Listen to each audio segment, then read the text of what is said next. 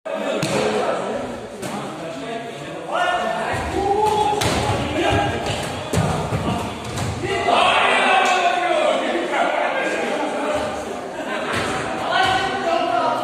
району Кошто айыл өкмөтү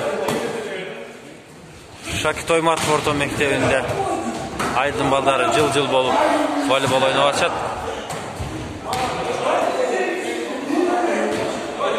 Бул жыл сайын бизде азыр адатка айланып калды. Жыл болуп волейбол ойношот.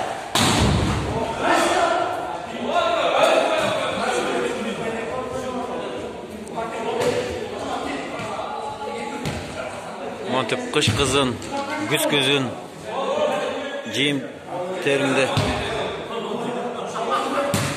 түшүмдөрүн жыйнап алып, балдар бекерчи болуп калган учурда залга келип ойношот.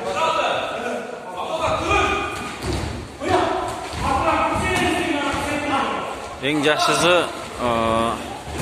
берде спортсмен балдар, дайыма спорт менен шугулданган балдар жок. Үйдө мал карап, айылда тиричилик кылган балдар кечкисин келип ойношот. Ден соолукту чыңдашып.